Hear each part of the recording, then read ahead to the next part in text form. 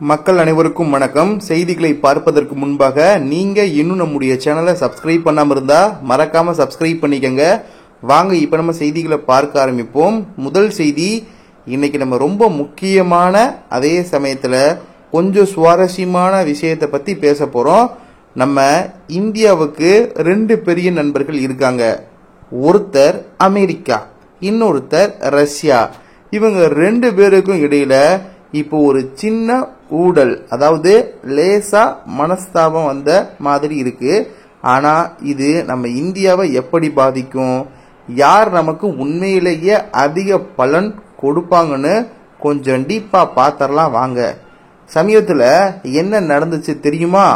நம்ம ட்ரம்ப் மாமா இருக்கார்ல, அமெரிக்காவோட அதிபர், அவரு இந்தியா ரஷ்யா கிட்ட இருந்து அதிகமா கச்சா எண்ணெய் வாங்குறதுக்கு கொஞ்சம் வருத்தப்பட்டாரு. ஏன் வருத்தப்பட்டாருன்னா, ரஷ்யா இப்ப உக்ரைனோட சண்டை போட்டுக்கிட்டு இருக்காங்க இல்லையா. இந்தியா அதிகமா எண்ணெய் வாங்கினா அது ரஷ்யாவுக்கு பணம் போறதுக்கு உதவியா இருக்கும்னு ட்ரம்ப் நினைச்சாரு. அதனால நம்ம இந்தியாவோட சில இறக்குமதி பொருட்கள் வரிய போட்டாரு. கிட்டத்தட்ட 25% இருந்து 50% வரைக்கும் வரியை ஏத்திட்டாருன்னா பாத்துக்கோங்க. நம்ம ஊர்ல ஒரு சாக்லேட் வாங்க போனாலே 50 பைசா ஏறுனா யோசிப்போம். இதுல இவ்வளவு பெரிய வரியை ஏத்திருக்காங்களே, நம்ம இந்தியா சும்மா இருக்குமா என்ன? உடனே சொல்லிட்டாங்க, நாங்க இப்ப இருக்கிற உலக சந்தை நிலவரம் காரணமாகத்தான் ரஷ்யா கிட்ட இருந்து எண்ணெய் வாங்குறோம். இதுல என்ன தப்பு இருக்குன்னு நம்ம தரப்புல நியாயம் கேட்டாங்க. ஆனா அமெரிக்கா கொஞ்சம் பிடிவாதமா இருக்காங்க போல. இதனால இந்தியாவுக்கும் அமெரிக்காவுக்கு இடையில லைட்டா ஒரு புகைச்சல் கிளம்பி இருக்குன்னு சொல்லலாம். அதே நேரத்துல நம்ம இன்னொரு நண்பர் இருக்காரு பாருங்க, ரஷ்யாவோட அதிபர் புதின் அவர்கள். அவரு நம்ம பாரத பிரதமர் திரு நரேந்திர மோடி அவர்கள் கூட அடிக்கடி போன்ல பேசிக்கிட்டே இருக்காரு. இது மட்டும் இல்லாம இந்த வருஷம் கடைசியில இந்தியாவுக்கே வந்து நம்ம எல்லாரையும் சந்திக்க போறாங்க. இதுல இருந்தே தெரியுதுல இந்தியாவுக்கும் ரஷ்யாவுக்கும் இடையிலான நட்பு எவ்வளவு முக்கியமானது.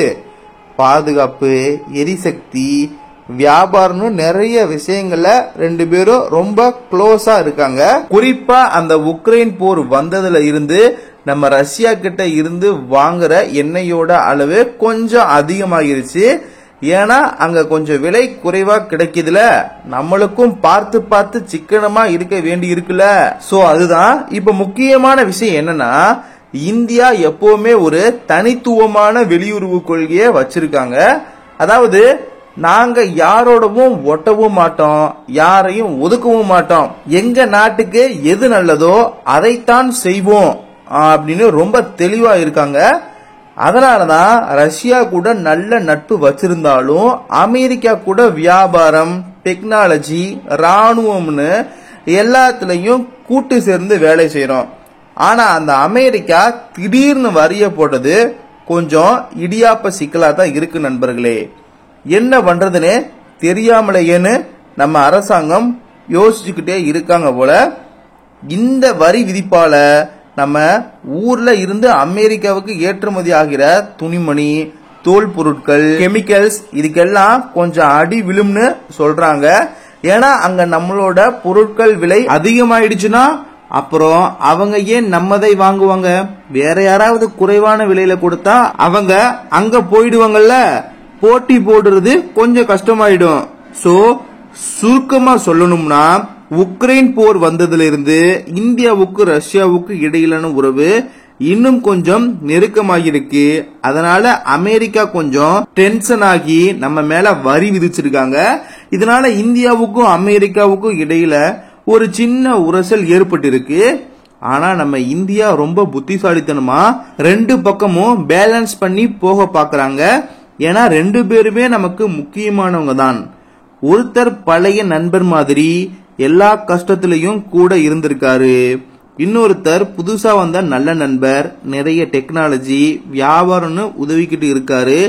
யாரை விட்டு கொடுக்கறதுன்னு ஒரு இக்கட்டான நிலைமைதான் நண்பர்களே. இதுதான் இப்ப இருக்கிற நிலவரம். நாம பொறுத்திருந்து பார்க்கணும். இந்த இரண்டு பெரிய நாடுகளுக்கு இடையிலான இந்த சின்ன மனஸ்தாபம் நம்ம இந்தியாவை எப்படியெல்லாம் மாத்துதுன்னு உங்களோட கருத்தை மறக்காம நீங்க கமெண்ட்ல சொல்லுங்க. இனி வரக்கூடிய நாட்கள்ல இந்தியா, அமெரிக்கா, ரஷ்யா இடையிலான உறவு எப்படி இருக்க போகிறது, அமெரிக்கா என்ன மாதிரியான முடிவு எடுக்கிறாங்க, இந்த வரி விஷயத்துல மாற்றங்கள் ஏதாவது கொண்டு வர போறாங்களா, இந்த மீண்டும் வரியை குறைப்பார்களா என்பதையெல்லாம் இனி வரக்கூடிய நாட்களில் நம்ம வெயிட் பண்ணி பொறுத்திருந்து பார்க்கலாம். அடுத்த செய்தியாக இந்தியா, பாகிஸ்தான், சீனா தொடர்பான செய்தி தான்.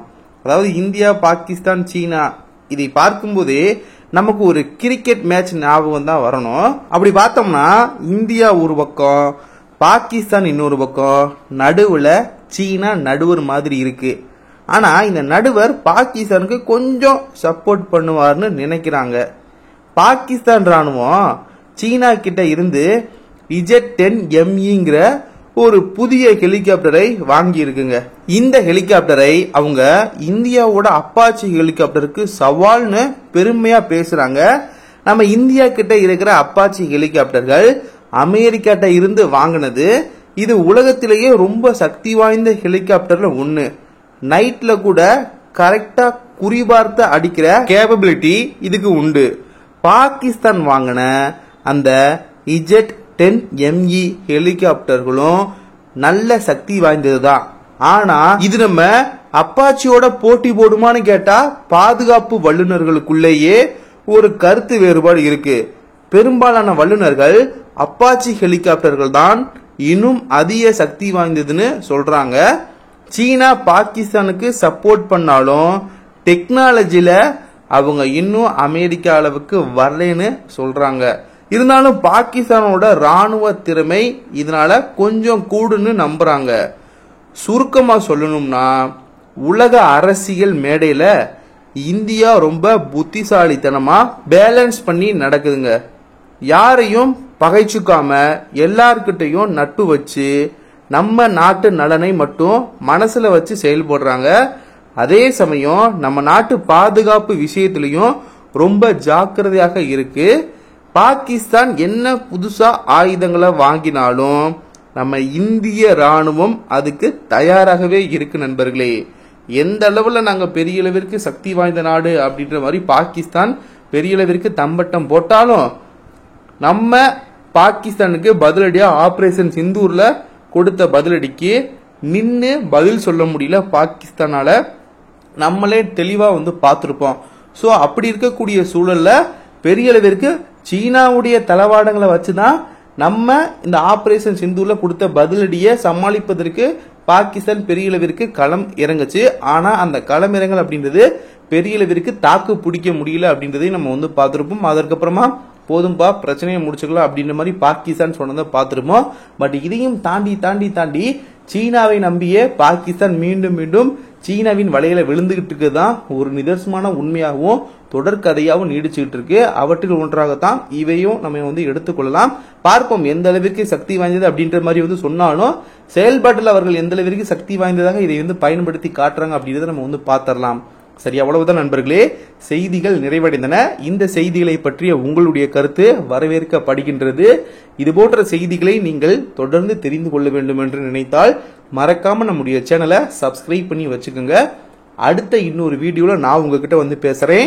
நன்றி நண்பர்களே. ஜெய் ஹிந்த்.